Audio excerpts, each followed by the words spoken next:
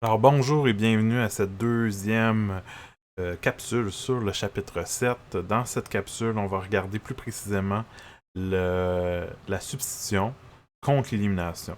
Donc le chapitre 7 porte vraiment plus sur l'élimination, mais ce que je vais vous parler, c'est qu'il y a une compétition qui existe entre la substitution et l'élimination. C'est le sujet on va aborder d'abord dans cette capsule, puis par la suite, je vais vous parler un petit peu plus de la réactivité des alcools pour faire l'élimination, puisque jusqu'à maintenant, dans la première capsule, j'ai parlé de la réaction de façon euh, générale, surtout avec les dérivés halogéniques qui sont les plus réactifs, disons, pour ces réactions. Donc, à la dernière capsule, je vous ai laissé sur la diapositive juste avant. Cette diapositive-là va essayer de voir c'est quoi la différence entre une réaction de substitution, quand est-ce qu'on fait une réaction de substitution, quand est-ce qu'on fait une réaction d'élimination, puisque les deux réactions demandent pas mal les mêmes types de réactifs fréquemment. Et ça ressemble beaucoup.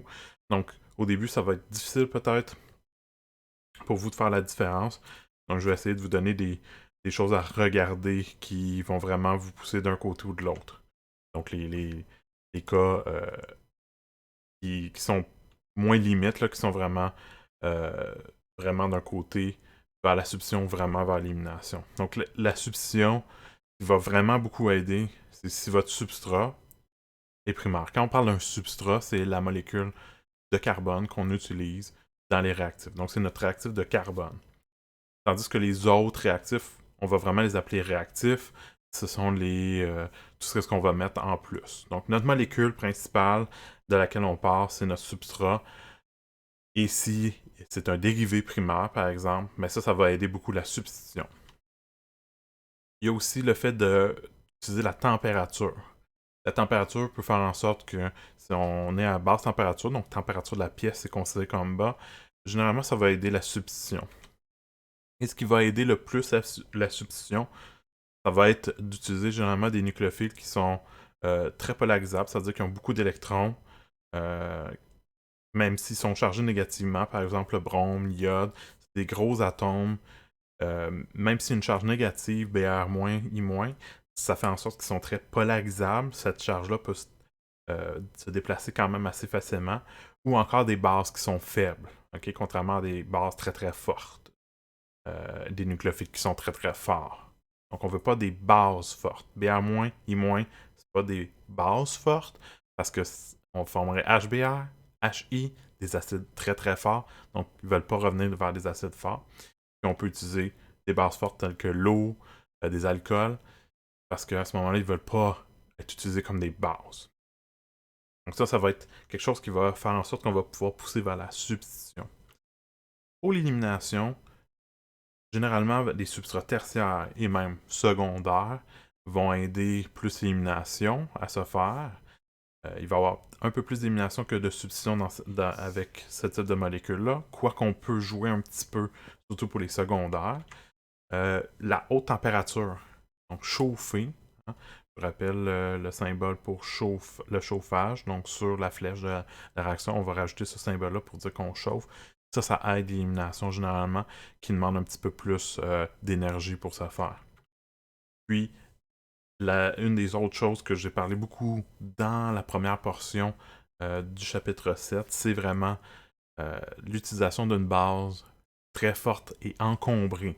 Donc le fait d'être encombré par une chaîne de carbone comme éthyle, avec le O- qui sert comme notre base, avec un contrion quelconque tel que Na+, ou je peux écrire aussi terre-butyl O-, puis utiliser n'importe quel ici ion positif, Na+, Li+, K+.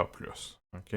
Donc ces deux-là, c'est ceux que vous allez voir fréquemment que je vais utiliser dans les exercices aussi, comme des bases fortes et encombrées, surtout encombrées. Vous pouvez aussi utiliser NH2, NaNH2, donc c'est Na plus NH2-, ou KNH2, K plus NH2-.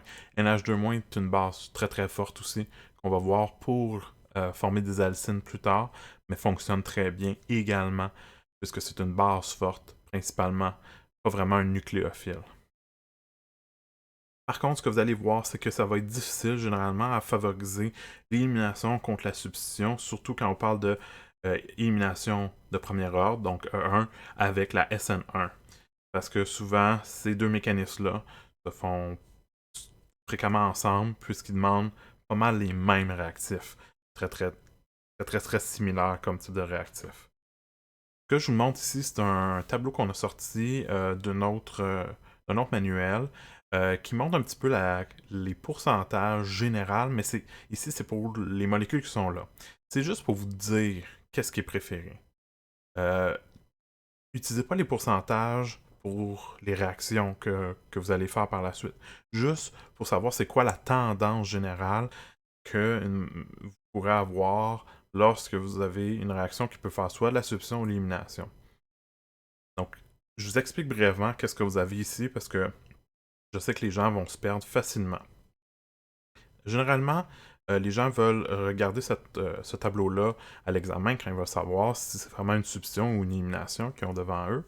Alors, ce que je vous dirais de faire, c'est que lorsque vous avez ça, ce tableau-là, par exemple, vous avez les différents types d'halogéneurs, primaires, secondaires, tertiaires. Donc, c'est vraiment pour les halogéneurs, c'est pas pour les alcools. Ça, c'est la première chose. On a les catégories primaires, secondaires, tertiaires. Vous avez de ce côté-ci les réactions qui peuvent être faites avec un nucléophile faible. Donc, on a choisi celui-ci. Évidemment, les pourcentages vont changer si je change de nucléophile et si je change d'halogéneur. Même en restant dans le même type, parce que c'est un halogéneur particulier qu'on a ici. OK?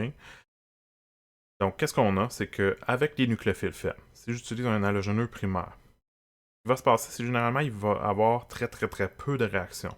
Pourquoi? Parce que le nucléophile faible peut faire un type de substitution qui est généralement de la SN1. Le primaire veut faire de la SN2. Donc, comme une compétition entre les deux, qui va porter à avoir aucune réaction ou très peu de réaction. Ça va quand même être plus vers la substitution de deuxième ordre. OK? Donc, l'ordre de la réaction ici, on indique que c'est généralement de deuxième ordre lorsqu'on parle de primaire. Donc, s'il y a de la réaction, c'est de la substitution, c'est de la SN2 dans cette case-ci. Si vous voulez l'écrire, je vous invite à l'écrire si vous voulez le noter. Maintenant, si j'utilise encore un nucléophile faible, mais que je passe à un halogéneur qui est secondaire, ce qu'on remarque, c'est qu'il y a encore de la substitution, puis c'est vraiment ça qui va être fait à grande proportion. Par contre, vu que c'est un nucléophile faible, la substitution ici va être de la SN1. Parce que le secondaire peut faire les deux, peut faire de la 1 ou de la 2, de la première ordre ou deuxième ordre comme substitution, mais il va préférer, étant donné que le nucléophile est faible, faire de la SN1.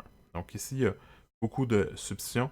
Il y a un petit peu d'élimination, mais si on veut savoir c'est lequel qui est majoritaire, c'est pas mal plus la substitution. Si on descend pour le tertiaire, c'est encore la substitution qui va mener, quoique l'élimination commence à être un petit peu plus important. Les pourcentages exacts sont pas importants du tout, juste que c'est un petit peu plus, ok? Parce que le tertiaire va tendre un petit peu plus vers l'élimination. Donc ici, vous avez un 60, ici c'est 75%. Donc je dis les pourcentages, mais ça n'a aucune importance en réalité. C'est qu'il y a beaucoup plus de substitution que d'élimination. Et vu que les deux tendent vers de la SN1, c'est de la SN1 qui va être fait. Maintenant, de l'autre côté, vous avez un nucléophile fort, mais aussi une base forte. Hein. C'est éthyle au moins NA+. Hein, j'ai montré, c'est un nucléophile fort, mais je l'ai montré aussi dans ce chapitre-là que c'est aussi une base très forte, généralement un petit peu plus encombrée. C'est pas la plus encombrée, mais va vouloir plus faire de l'élimination si possible. Donc la première chose, c'est que si on regarde par rapport au primaire avec un nucléophile fort, base forte, il y a un gros pourcentage, une grande majorité de réactions qui va être encore de la substitution. Fait que c'est pas l'élimination qui est préférée, c'est la substitution. Maintenant, vu que c'est fort avec un primaire, c'est sûr que ça va être la SN2 qu'on va faire. Si je passe maintenant à un dérivé halogénique secondaire. Le secondaire, lui, comme on a dit juste précédemment, va quand même avoir une petite tendance plus vers l'élimination. Fait que ça va faire en sorte que dès qu'on met quelque chose qui est plus fort, il va déjà tendre vers l'élimination de façon majoritaire. Okay? Donc vous avez ici, en grande majorité, quand même un mélange de produits, mais plus vers l'élimination. Vu que c'est un fort avec un secondaire, c'est la E2 qui est préférée. Et finalement, pour le tertiaire ici, dès que le tertiaire peut faire l'élimination, c'est ça qu'il va faire. Fait que c'est ce qu'on voit ici, préférence, grande préférence pour l'élimination avec un nucléophile fort. Ici, on indique que c'est de la E1, mais ça se peut qu'il y ait un mélange aussi avec la E2. Donc ici, vous pourriez écrire E1 plus E2, possible, ok, pour le tertiaire. Que lui, il peut faire les deux. Surtout si on met une base forte, il va y avoir un mélange entre les deux, pas mal certain. En tant que tel, est-ce que ça peut changer quelque chose pour le tertiaire? Oui, quoique ça peut être marginal comme différence là, entre la E1 et la E2 pour le produit final. Okay? Mais il peut y avoir une petite différence. Donc ça, c'est les tendances générales pour les réactions selon quel dérivé halogéné, quel nucléophile faible ou fort vous avez. Là-dessus, je vais vous montrer un exercice. Dans cet exercice-là, il y a quand même certaines attrapes. J'ai mis cet exercice-là pour essayer en fait, je l'ai ajouté là, depuis quelques années pour essayer de vous montrer là, des cas vraiment très, très distincts entre c'est quoi qui est préféré, élimination ou substitution. Puis j'ai mis un cas aussi un petit peu plus proche de la limite pour vous montrer un petit peu qu'est-ce qu'on peut avoir. Alors, si vous voulez essayer de faire l'exercice par vous-même, avec les informations que j'ai données, ça va vous aider aussi à pouvoir le résoudre. Donc, mettez-le à pause parce que sinon, je vais vous donner tout de suite les réponses en vous expliquant en détail pourquoi il y a ça. Si jamais vous avez trop de difficultés, écoutez, puisque c'est plus des exemples, et vous ferez des exercices dans le manuel par rapport à ça. Il y en a un petit peu moins dans le cahier bleu, il y en a un petit peu plus dans le manuel, je crois, par rapport à la compétition. Donc, je donne les réponses. Donc, si vous ne voulez pas les voir tout de suite, mettez à pause la vidéo. Alors, pour les réponses, je vous montre ce que j'ai ici. Donc, ce qu'on a pour le A, étant donné qu'on a un dérivé halogénique qui est secondaire, okay, donc vous avez un chlorure qui est secondaire dans la molécule de départ, puis vous utilisez terbutyl au moins, donc terbutoxy, c'est une base très forte et encombrée. Puis en plus, on chauffe, je n'ai pas ajouté, je pourrais dire aussi en plus on chauffe. Tout ça favorise l'élimination. Puisqu'on a une base forte, puisqu'on a un dérivé secondaire, c'est la E2 qui est favorisée. Le produit majoritaire, c'est le produit qui suit la règle de Zaitsev pour former la double liaison la plus stable. Puis la double liaison la plus stable, c'est celle qui est la plus substituée. Fait que comment on fait pour l'avoir? Ben, on enlève le H au carbone qui a le moins de H. Donc ça va former la double liaison entre le carbone qui a les deux CH3 et le carbone qui avait le chlore précédemment, plutôt que d'aller de l'autre côté où il y avait deux H à la place de juste un de ce côté-là. Okay? Donc ça, c'est le produit majoritaire pour le A. C'est assez facile de savoir que c'est l'élimination. Maintenant, le B, c'est lui qui est un petit peu plus limite. Le B, il y a un cas particulier, c'est que vous retrouvez avec une charge moins sur un nucléophile. Mais, puisqu'il peut faire de la résonance, donc on peut passer de cette forme-ci à cette forme-là, limite de résonance. Si c'est deux formes égales, ils vont contribuer également les deux. Fait qu'en réalité, plutôt que d'avoir vraiment un moins 1 sur l'oxygène, vous avez plus proche de moins une demi. OK? J'ai mis une charge partielle négative, là, mais c'est plus proche de moins une demi en tant que tel pour l'hybride de résonance. Qui est plus proche de ce qui est vraiment la réalité. Donc, c'est pas une charge négative complète. Donc, on peut pas dire que c'est un nucléophile qui est fort.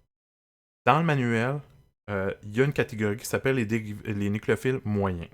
Moi, je ne l'utilise pas tant que ça, mais lorsqu'eux ils parlent de nucléophiles moyens, c'est vraiment par rapport à un nucléophile qui a une charge négative, mais qui la perd en grande partie à cause des effets tels que les effets de résonance, qui sont des effets très très forts. Okay? Donc ici, c'est ce qu'on appelle un nucléophile moyen. Les nucléophiles moyens se trouvent vraiment entre faible et fort. Donc, généralement, ils vont avoir une tendance pas mal moins poussée que des nucléophiles forts. Par contre, ici, on a un dérivé primaire. Donc, les dérivés primaires ne vont pas vouloir faire de l'élimination. Ils veulent faire de la substitution. Donc, si on met un nucléophile qui est chargé, mais pas complètement, donc très polarisé, mais pas très basique, à ce moment-là, à cause de la résonance, on va favoriser la substitution. Puis puisqu'on a un dérivé primaire, lui, il veut faire exclusivement la SN2. Il ne veut pas faire la SN1. Il ne veut rien savoir de ça. Et le produit majoritaire que vous allez avoir, c'est au fond, vous allez utiliser le nucléophile, puis remplacer le brome à la place, ici dans la molécule. Donc à l'endroit où il y avait le brome, maintenant vous avez ce qu'on appelle un acétate. C'est le OCOO CH3. Un petit peu comme si vous vous rappelez, un acétyl, je veux dire, si vous vous rappelez un petit peu là, quand on faisait l'eugénol, dans le laboratoire 3, il y avait l'acétyl-eugénol, donc c'est un petit peu la même chose. C'est un groupement acétyl qui est ajouté. Finalement, le C. Pour le C, vous avez un dérivé halogéné avec un iode qui est tertiaire. Puis ça veut faire pas mal juste d'élimination si possible. Sauf que vous avez un nucléophile ferme qui pousse le tout, hein, si vous vous rappelez dans le tableau juste qu'on vient de voir. Le nucléophile ferme fait en sorte qu'il n'y a pas d'élimination vraiment possible. Fait que le dérivé tertiaire va quand même vouloir faire de la réaction, mais ça va être de la substitution. Et vu que les deux veulent faire la SN1, c'est ça qui va être fait de façon majoritaire. Donc votre produit, c'est la substitution du I pour le O. Ici, oui, c'est correct. Donc, le O qui va s'insérer, on va retirer le H lors de la déprotonation, puis on va se retrouver avec un éther avec les 3 carbones qui viennent de l'alcool du départ. Donc ça, c'était pour l'exercice 2. Ça complète un petit peu là, ce qui se passe entre l'élimination et la substitution. C'est-à-dire, il y a une compétition entre les deux. Les deux peuvent se faire, mais il y a des façons de pousser l'élimination ou la substitution selon ce que nous on veut. Il y a des cas qui sont plus difficiles, mais généralement, on va essayer de les éviter le plus possible. Je reviens à la présentation. Donc, dans la présentation, le prochain sujet, ce sont les alcools. Les alcools peuvent faire aussi de l'élimination. Quand on fait une réaction d'élimination pour un alcool, on appelle ça généralement de la déshydratation. Donc, ça se peut que vous ayez déjà entendu parler de ça dans vos cours de biologie ou de chimie, mais surtout bio, dans les réactions de déshydratation pour former des liens. Ici, c'est qu'au fond, on va perdre une molécule d'eau. C'est ça la déshydratation. Qu'est-ce qui va se passer? C'est qu'au fond, lorsqu'on a notre molécule avec un alcool, on va le mettre dans une solution d'acide. Généralement, on utilise pas mal tout le temps le H2SO4. Le H2SO4, ce qui est particulier, c'est que c'est un acide fort, mais il n'est pas bon comme nucléophile par la suite. Okay? Je vais essayer de vous montrer rapidement à quoi ça ressemble le H2SO4. Donc, je vais vous basculer ici comme ça. Donc, le H2SO4, c'est un soufre au centre avec des doubles liaisons oxygène, 2 doubles liaisons oxygène. Vous pouvez les mettre en haut, en bas ou sur les côtés, ça n'a pas vraiment d'importance. Et de chaque côté, vous avez des liaisons avec des OH. Donc, ce sont ces H-là qui sont acides. Lorsque un des H s'en va, lorsqu'il réagit, le H2SO4, maintenant, on se retrouve avec HSO4-, puis le O- qui est là. Vu qu'il y a tout ça après, beaucoup de liens comme assez encombrés, ça fait en sorte que c'est pas une bonne base. OK? C'est pas un bon nucléophile, en fait. C'est une base qui est pas très forte non plus, parce qu'il y a un autre H qui est encore acide, mais ça, c'est un autre problème pour la réaction. Donc, si je reviens à la présentation, donc les alcools primaires, qu'avoir un alcool sur un carbone qui est primaire, ce qu'on a de particulier, c'est que dans ces cas-là, il faut utiliser du H2SO4 très concentré, et en plus, il faut chauffer, parce que ça ne veut pas réagir beaucoup les alcools primaires. Ce qui va se passer, c'est qu'on va aller chercher un H sur un carbone bêta, donc un carbone voisin, lors de la réaction d'élimination. Puis le OH va s'en aller. Fait qu'on va former au fond un H avec le OH ensemble, ça fait H2O. Souvent, je ne vais pas l'écrire, cette molécule-là d'eau qui est perdue, mais si vous voulez l'écrire pour Pour rappeler que c'est une déshydratation, c'est correct.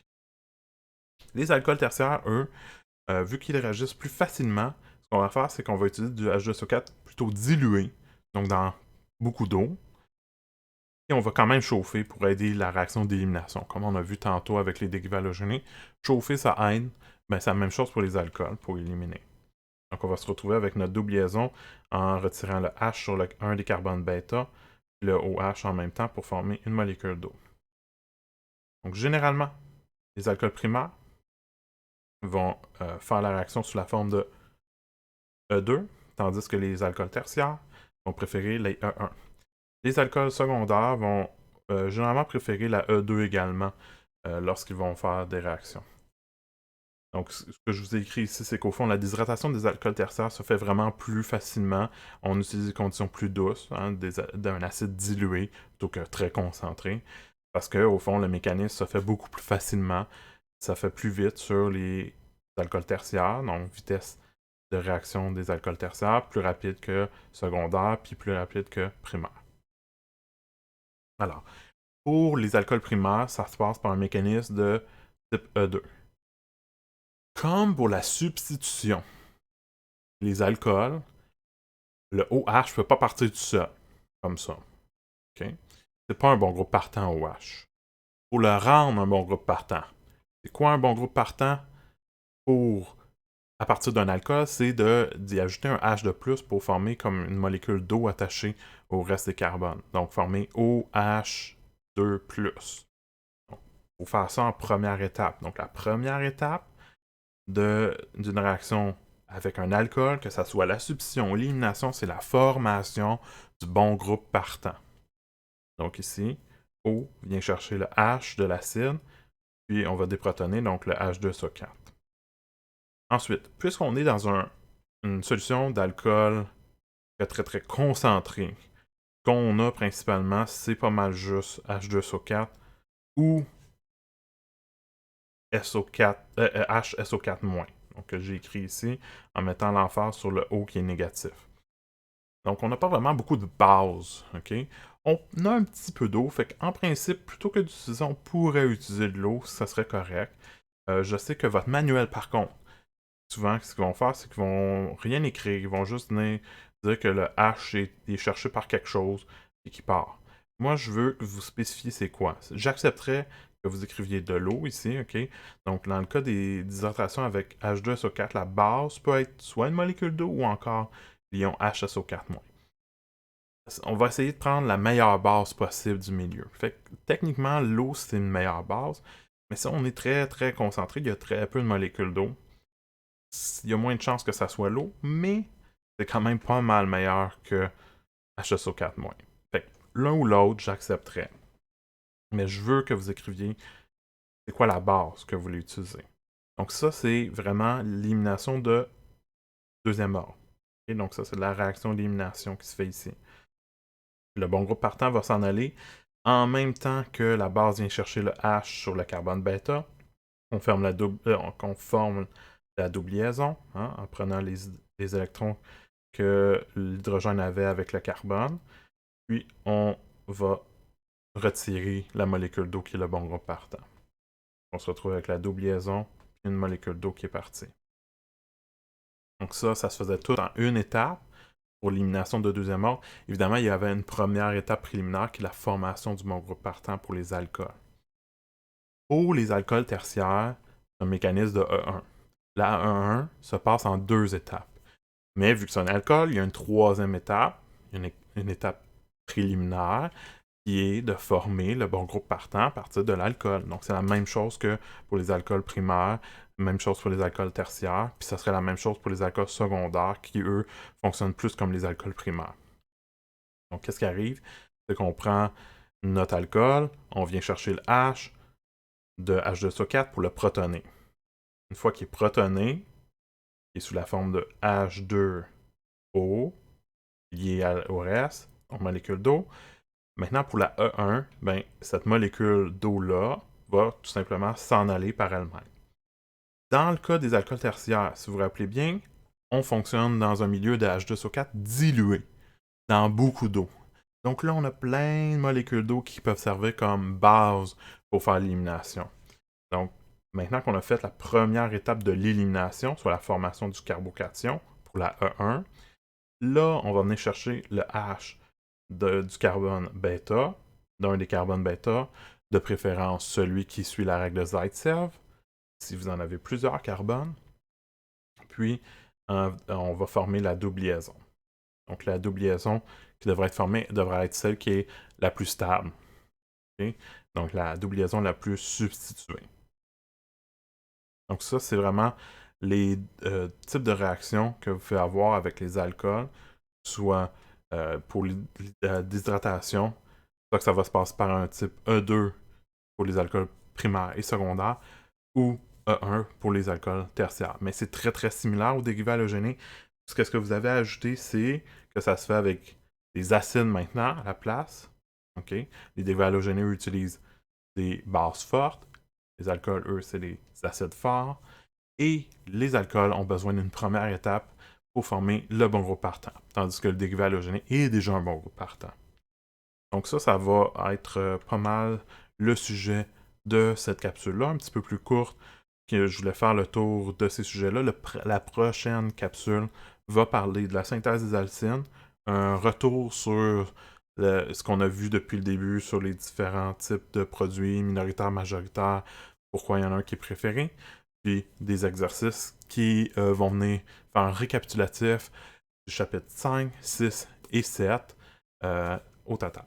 Donc, j'espère que ça avance bien dans vos études et que vous allez pouvoir suivre pour la prochaine capsule et la dernière pour le chapitre 7. Donc, d'ici là, n'hésitez pas, si vous avez des questions, à me les poser. Merci et à la prochaine.